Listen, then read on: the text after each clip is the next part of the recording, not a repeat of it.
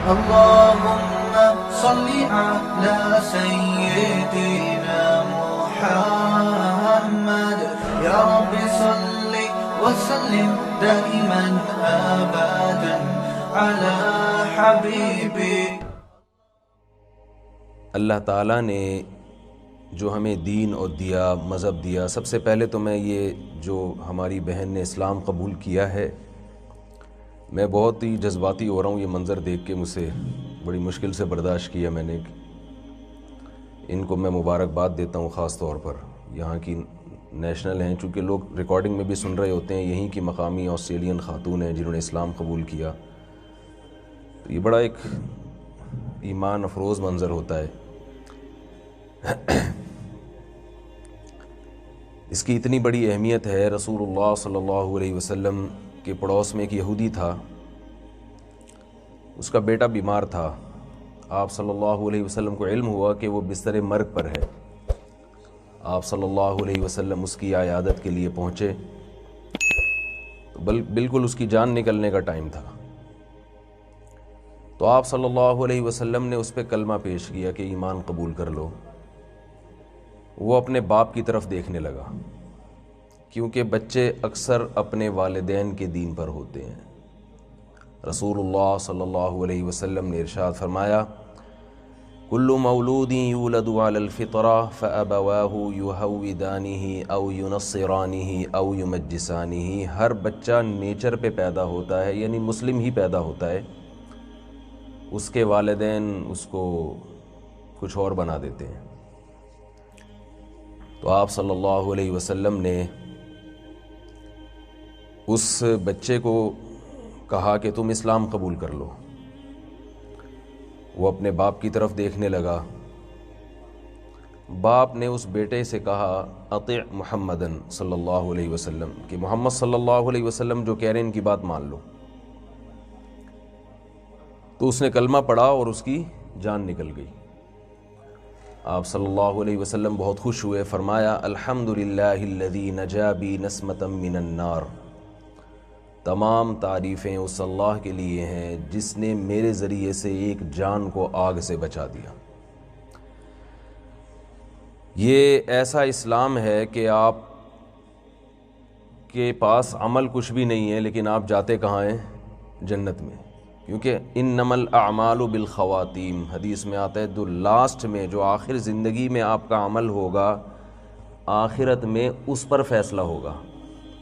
اگر آپ ساری زندگی اچھے رہے، آخر وقت میں خراب ہو گئے، تو قیامت میں آپ کا شمار کس میں ہوگا؟ بولیں بھائی، خراب لوگوں میں.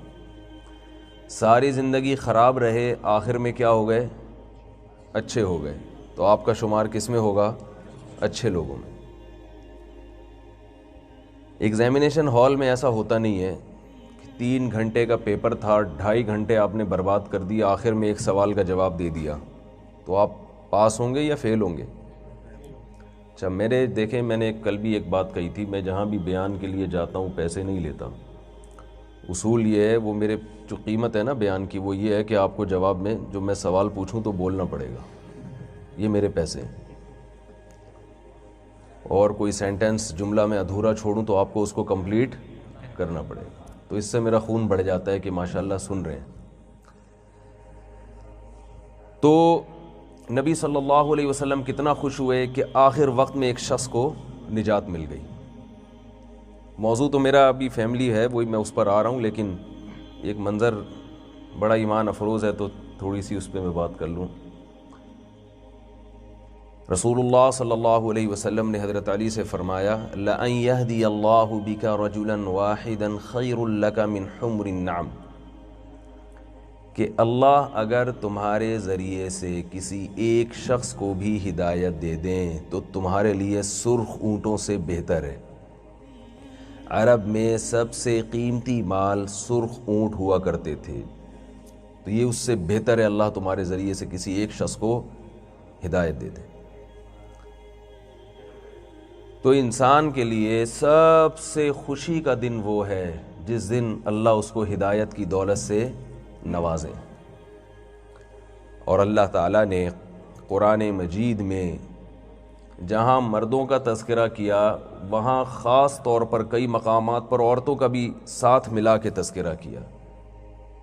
من عمل صالحا من ذکر او انثی، جو بھی نیک عمل کرے گا مرد ہو یا عورت، فَلَنُحْيِيَنَّهُ حَيَاةً طَيِّبَةً، جنت تو بعد میں ملے گی، دنیا میں جو نعمت ملے گی پاکیزہ زندگی.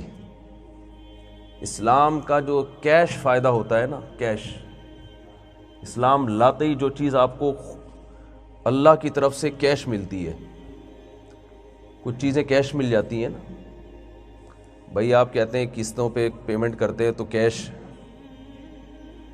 یعنی آپ کو کچھ ایڈوانس میں پیسے دینے پڑتے ہیں کسی چیز کا معاوضہ، اور باقی قسطوں میں ادا ہوگا. تو ہم جب اسلام قبول کرتے ہیں تو اللہ تعالیٰ کچھ پیمنٹ ہمیں کیش میں دے دیتے ہیں اور کچھ ادھار جنت کے لیے رکھ دیتے ہیں.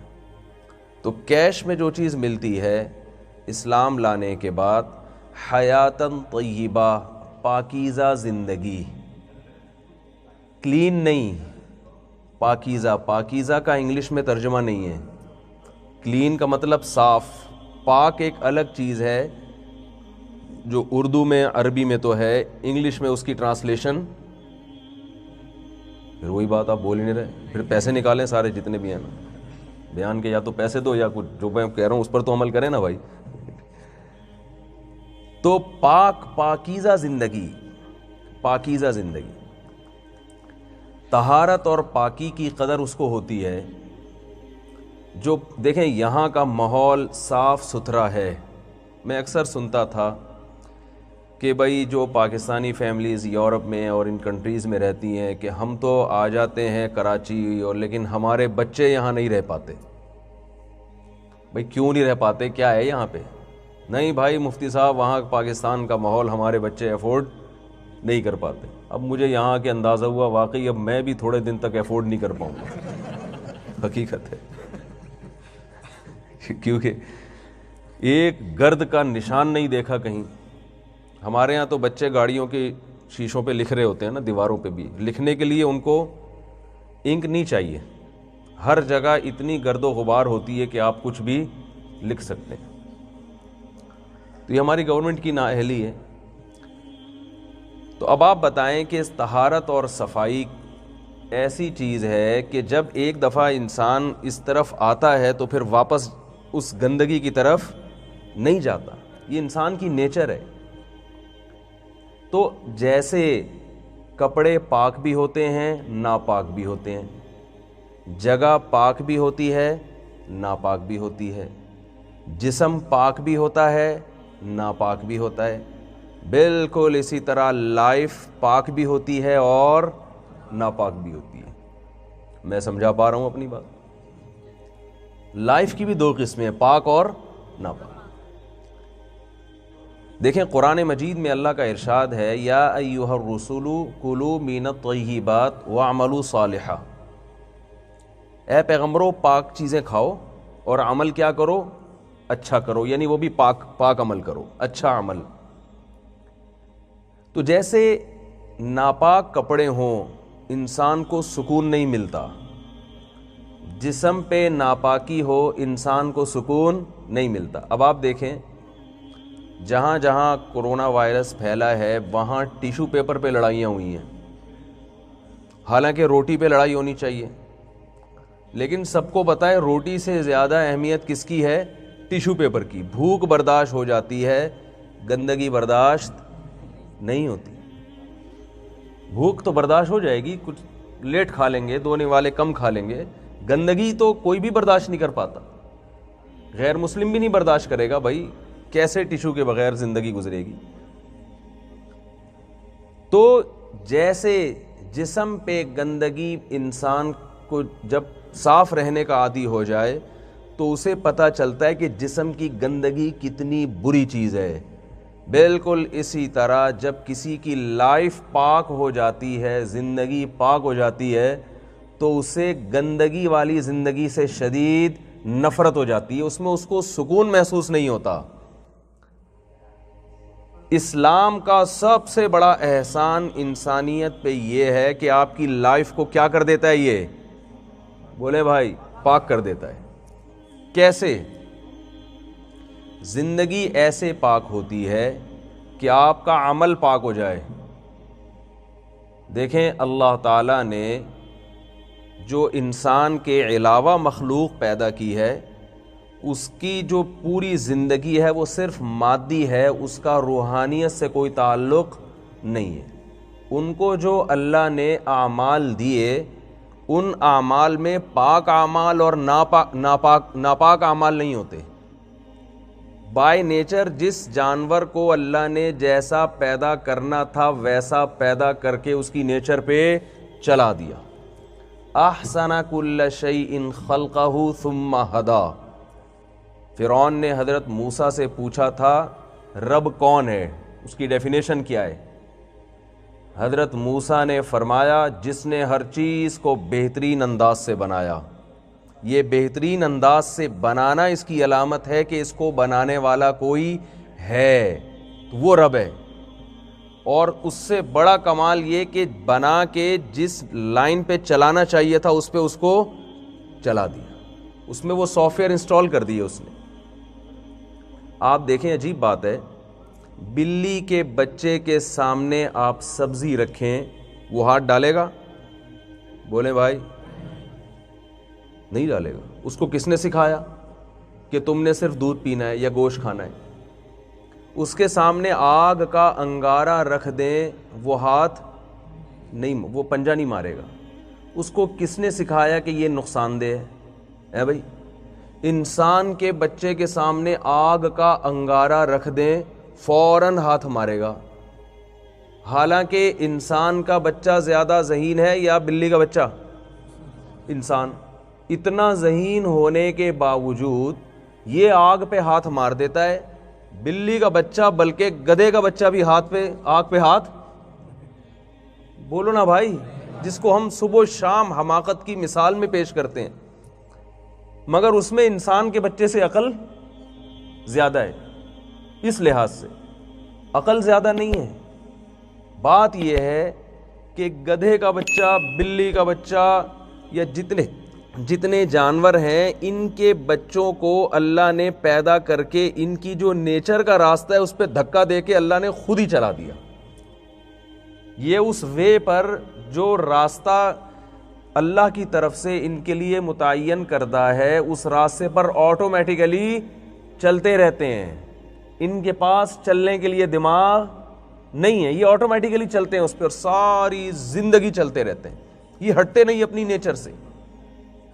یہی وجہ ہے کہ آپ شیر کو اگر جنگل سے شہر میں لے کر آئیں تو اس کو لائف اسٹائل جنگل والا ہی دینا پڑتا ہے، شہر والا لائف اسٹائل۔ بولنے پر پابندی یہاں بھی گورنمنٹ کی طرف سے، شہر والا لائف اسٹائل آپ اس کو نہیں دیں گے۔ آپ نے زو میں اس کے لیے پہاڑ بنانے، غار بنانا ہے، یہ نہیں کہ آپ اس کے لیے ایئر کنڈیشن روم بنا دیں، ایک بیڈ پہ شیر، دوسری پہ شیرنی ہے بھائی، کچھ وہی لائف اسٹائل دینا پڑے گا۔ لیکن جب انسان کو جنگل سے لے کر آئیں گے تو اس کی آنکھیں کھل جائیں گی اور وہ وہی لائف اسٹائل مانگے گا جو شہری لوگوں کا ہوا کرتا ہے۔ تو اللہ نے کیا فرمایا، جس کو جیسا بنانا تھا بنا کے اس کو اس کی نیچر پہ چلا دیا۔ لیکن انسان کا معاملہ جانوروں سے مختلف ہے۔ انسان کو اللہ نے عقل دی ہے اور ایکسیلیٹر زندگی کا اس کے ہاتھ میں، جو اسٹیئرنگ ہے وہ اس کے ہاتھ میں پکڑا دیا، اور کہا کہ وَهَدَيْنَاهُ النَّجْدَيْنِ، دو راستے ہیں، ایک فطرت کا راستہ ہے اور ایک فطرت سے الگ راستہ ہے، اور اسٹیئرنگ میں نے تمہارے ہاتھ میں پکڑا دیا ہے۔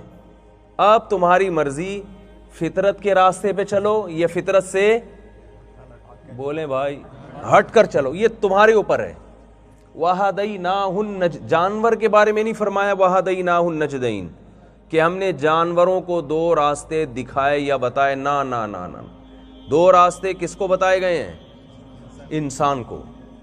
یہ دیکھیں، بچپن سے دو راستے بتا دیے ہیں، بچپن میں انگارہ بھی ہوتا ہے اور ادھر بسکٹ بھی پڑا ہوا ہے، تو بچہ دونوں چیزوں کی طرف لپکتا ہے.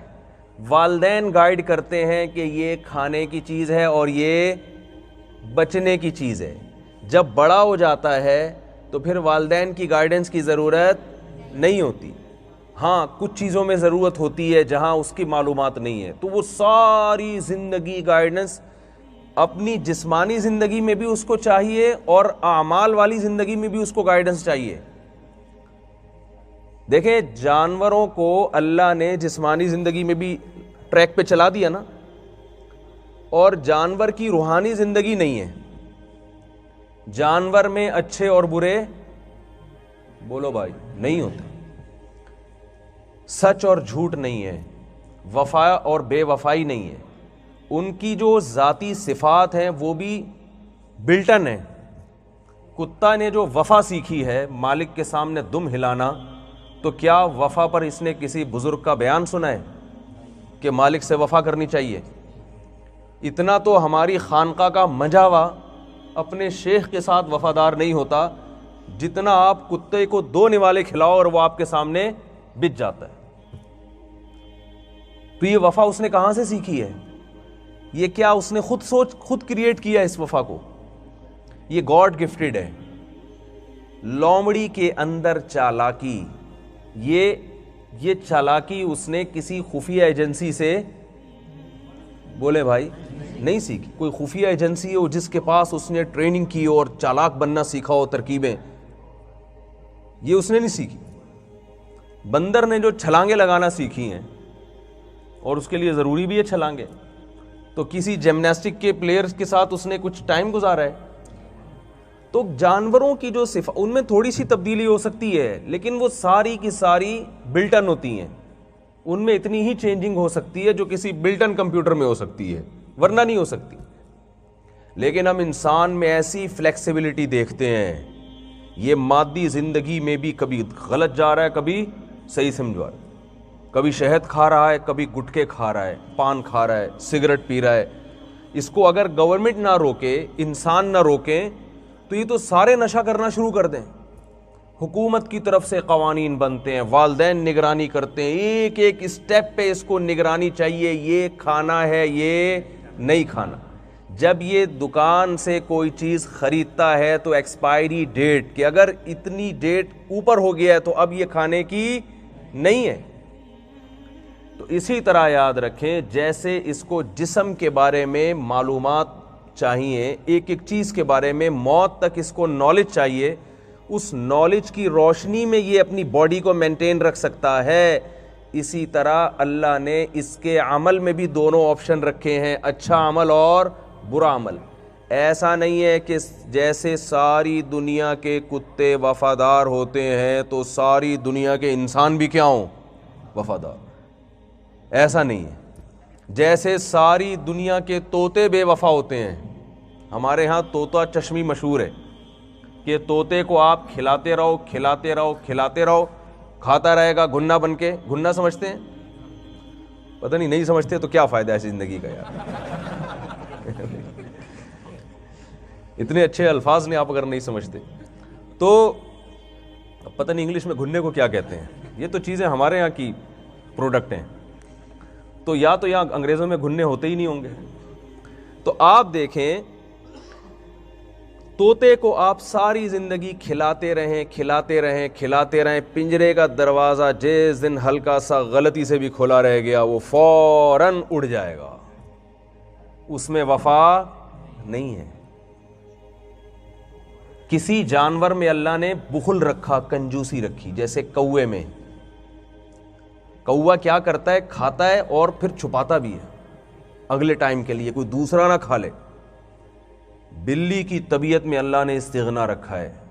کیٹ، اس کو آپ کچھ کھلائیں پیٹ بھر جائے گا، چھوڑ چھاڑ کے چلی جائے گی کہ جس رب نے آج دیا اگلے ٹائم پہ بھی وہ دے دے گا. کوا ایسا نہیں کرتا، وہ اگلے ٹائم کے لیے اسٹور کرتا ہے وہ. لیکن انسانوں میں ہم دیکھتے ہیں ایسا نہیں ہے کہ کوے کی طرح سارے کنجوس ہوں. یہاں ایسے سخاوت کے دریا آپ کو ملیں گے، آپ حیران ہو جائیں گے. وَيُطْعِمُونَ الطَّعَامَ عَلَى حُبِّهِ مِسْكِينًا وَيَتِيمًا وَأَسِيرًا. ایسے سخاوت کے دریا ملیں گے. اللہ فرماتے ہیں اللہ کی محبت میں مسکینوں کو غریبوں کو کھلاتے نہیں ہیں. یطعمون مضارع ہے, آپ نے انگلش میں سنا ہے کنٹینیو پریزنٹ کنٹینیو, یہ کام یہ یوز ٹو ہو چکے ہیں اس کے, کھلاتے رہتے ہیں. ان کی جیب سے غریبوں اور مسکینوں کے لیے پیسے نکلتے رہتے ہیں. ایسے ہیں اور ایسے سخی ہیں, ایسے یعنی ذرا بھی ان کا مطلب نہیں ہے.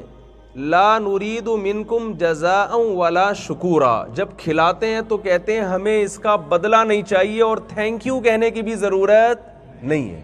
ہم کھلا رہے ہیں, شکریہ نہیں چاہیے ہمیں. ایسی سخاوت. لیکن آپ کو ایسے کنجوس بھی ملیں گے کہ کوا بھول جائے گا اپنی کنجوسی. کوا کہے گا میں نے تو پراٹھے کا ایک ٹکڑا اگلے ٹائم کے لیے چھوٹا سا, ہم دے تو کراچی میں پراٹھے ہی دیکھیں کوے چھپا رہے ہوتے ہیں اس کو, یہاں برگر چھپا رہے ہوتے ہوں گے اور کیا. تو وہ چھپا رہا ہے اگلے ٹائم کے لیے. لیکن انسان جب کنجوسی پہ آتا ہے تو غریبوں کا چوسا ہوا خون وہ بینکوں میں جمع کرا رہا ہوتا ہے. اور اتنے اربوں ڈالر آپ دیکھیں نا کیسے کیسے سیاسی لیڈروں پہ الزام لگتے ہیں, اتنے ارب ڈالر کا سرمایہ کھا گئے, اتنے کروڑوں کی زکوٰۃ پی گئے. تو اس سے پتہ چلتا ہے کہ جیسے اپنی جسمانی زندگی مادی زندگی کے لیے انسان کو گائیڈنس کی ضرورت ہے. اگر گائیڈنس نہیں ملے گی اور اس گائیڈنس کو وہ فالو نہیں کرے گا تو باڈی تباہ ہو جائے گی اس کی. تو بالکل ایسے ہی انسان کو اپنے اعمال کو فطرت کے راستے پہ چلانے کے لیے بھی گائیڈنس کی ضرورت ہے. اگر یہ گائیڈنس اس کو نہیں ملے گی اور اس گائیڈنس کو یہ فالو نہیں کرے گا تو اس کی اعمال والی زندگی, روحانی زندگی تباہ ہو جائے گی, جو کہ ہو رہی ہے. تو اب روحانی زندگی کو پاکیزہ بنانے کے لیے, جیسے جسمانی زندگی کو پاکیزہ بنانے کے لیے کیا ضروری ہے, لباس کا پاک رکھنا اور جسم کا پاک رکھنا, تو روحانی زندگی کو پاکیزہ بنانے کے لیے ضروری ہے عمل کو پاک رکھنا برائی سے. دیکھیں عمل گندگی سے نہیں پاک ہوتا, عمل برے عمل کو چھوڑنے سے پاک ہو جاتا ہے. جب آپ برا عمل چھوڑ دیں گے تو عمل کیا ہو جائے گا, پاک. اب برے عمل کی دو قسمیں, ایک آپ کے جو کانسیپٹ ہیں, نظریہ ہے, عقیدہ ہے, وہ بھی پاک ہونا چاہیے. دوسرے آپ کی باڈی سے نکلنے والا عمل بھی کیا ہونا چاہیے, یعنی ایک باطنی عمل ہے اور ایک ظاہری عمل ہے. عقیدہ وہ کیا ہے, وہ دل کی چھپی ہوئی. اگر آپ پتھر کے بنے ہوئے بت کو خدا سمجھتے ہیں تو آپ کا جو نظریہ ہے, آپ کا جو کانسیپٹ ہے وہ پاک, بولے بھائی, نہیں ہے, وہ برا ہے. بری چیز پاک تھوڑی ہوتی ہے. اسلام کا سب سے بڑا احسان آپ پر یہ ہے کہ آپ کے عقیدے کو کیا کر دیتا ہے, وہ پاک. اللہ کیا فرماتے ہیں, جس نے شرک کیا فَكَأَنَّمَا خَرَّ مِنَ السَّمَاءِ, ایسے ہے جیسے آسمان کی بلندیوں سے زمین پہ گر گیا. اللہ نے اشرف المخلوقات بنایا تھا, سب سے افضل اس کائنات میں انسان کو بنایا, اور انسان اپنے سے کمتر چیز کے سامنے جھکنا شروع کر دیتا ہے. یہ کتنی بڑی انسانیت کی توہین ہے. اس لیے اللہ نے فرمایا مشرک نجس ہے, نجس گندا ہے, پاک نہیں ہے. تو اسلام کا سب سے بڑا احسان کیا ہوتا ہے کہ آپ کے عقیدے کو پاک کر دے. توحید میں اللہ نے لذت رکھی ہے. جیسے صفائی میں سکون ہے نا, آپ میلے کچیلے ہوں, گندے ہوں, نہانے کے بعد کیسا سکون ملتا ہے کہ نہیں ملتا. بالکل جب آپ عقیدے کی گندگی میں مبتلا ہوں, اسلام لانے کے بعد, ایک اللہ کو ماننے کے بعد آپ کو وہی سکون ملتا ہے جو کسی گندگی میں مبتلا شخص کو نہانے کے بعد سکون ملتا ہے. آپ کا عقیدہ شرک کی بدبو سے پاک ہو گیا, سکون مل جاتا ہے. یار ہم عاجز کے سامنے نہیں جھکتے, ہم مخلوق کے سامنے, یہ تو جو کریٹڈ ہے, جو ہمارے جیسا بنا ہوا ہے, وہ ہم اس کے سامنے کیوں جھکیں, وہ بھی ہماری طرح کا محتاج. یا ایھا الناس انتم الفقراء الی اللہ واللہ هو الغنی الحمید. اے لوگو تم سب کے سب اللہ کے در کے فقیر و محتاج ہو, تو میں جس سے مانگ رہا ہوں وہ بھی میری طرح کا محتاج ہے. ضعف الطالب والمطلوب, مانگنے والا بھی کمزور، جس سے مانگا جا رہا ہے وہ بھی کمزور۔ تو اسلام سب سے پہلے کیا کرتا ہے؟ آپ کے عقیدے کو کیا بنا دیتا ہے؟ پاک۔ تو یہ نیچر ہے انسان کی۔ صفائی انسان کی فطرت ہے یا نہیں ہے؟ دیکھو جانوروں کی فطرت میں صفائی کا بہت بڑا کردار نہیں ہے، انسان کو بار بار صاف رہنا پڑتا ہے۔ جانور غسل نہ کریں چل جاتے ہیں، آپ اگر ایک ہفتہ غسل نہ کرو بے چینی ہوتی ہے کہ نہیں ہوتی؟ جانوروں کے ٹوتھ برش دیکھے کبھی آپ نے؟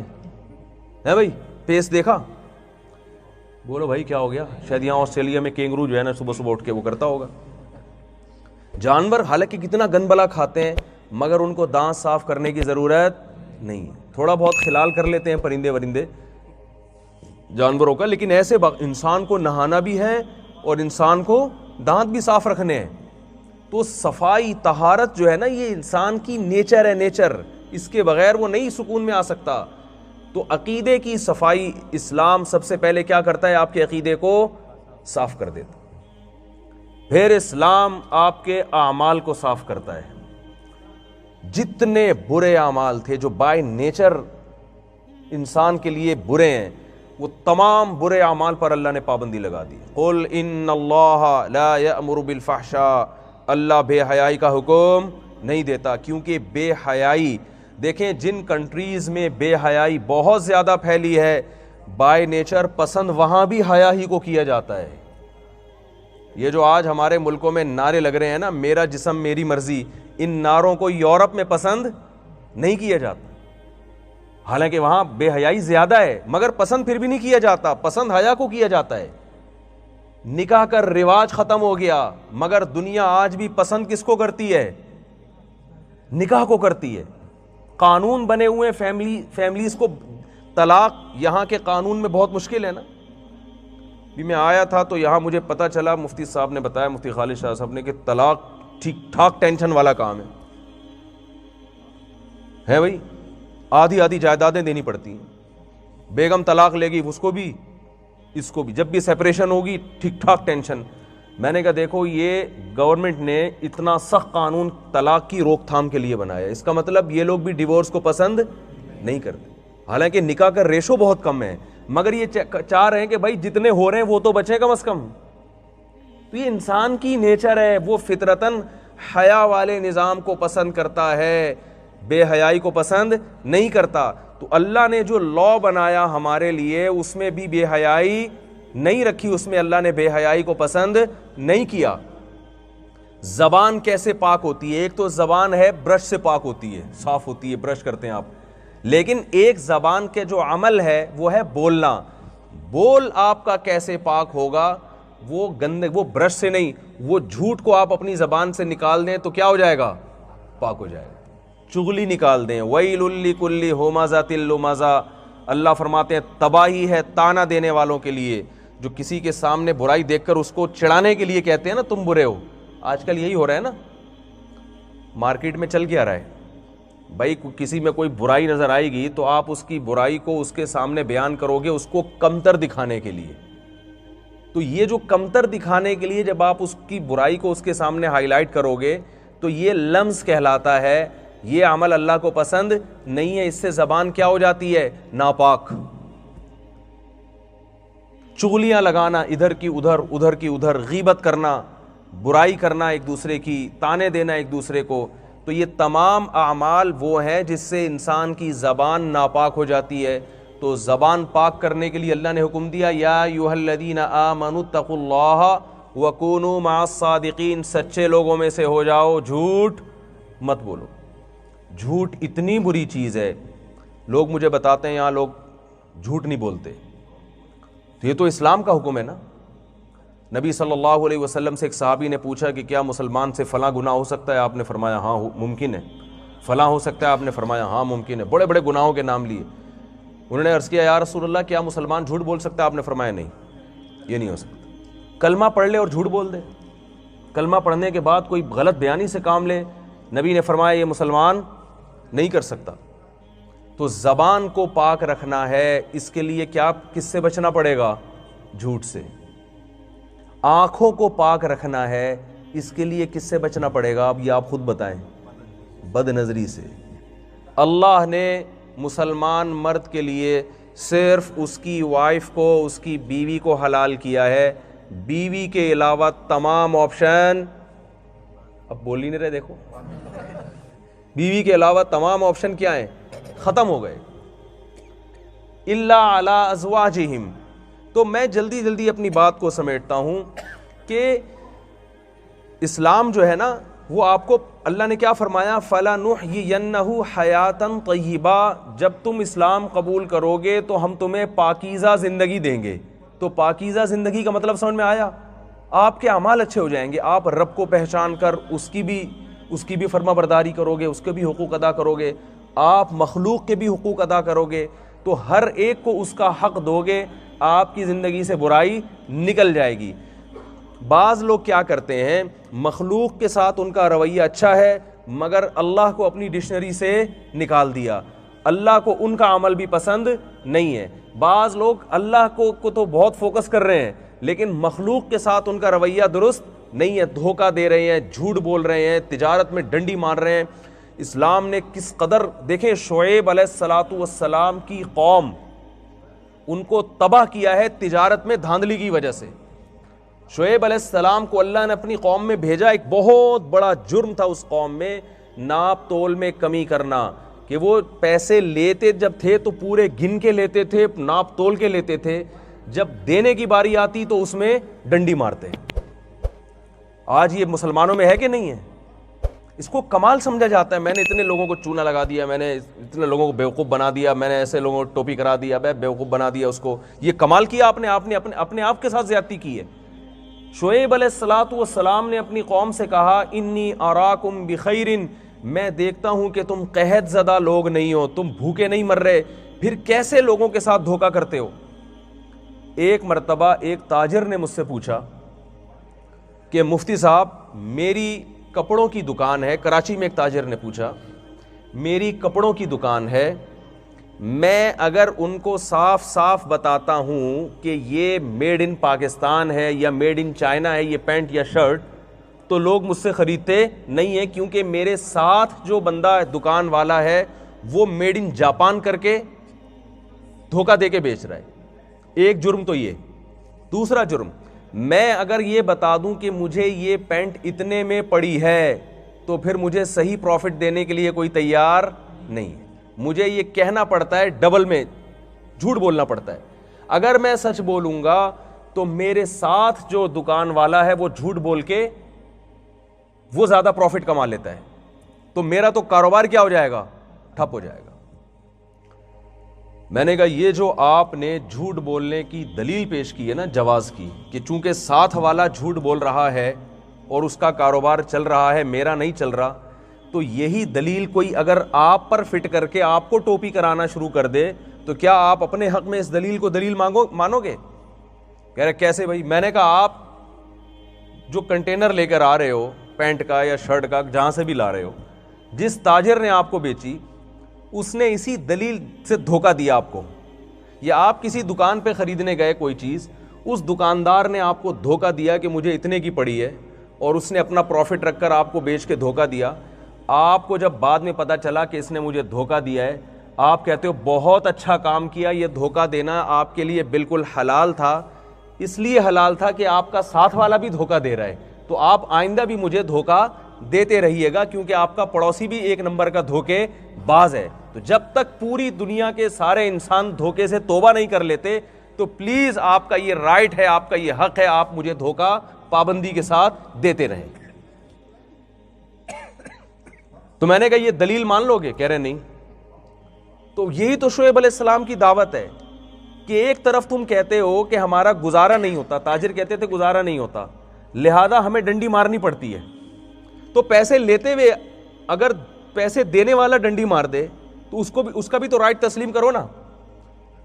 کیا خیال ہے بھائی؟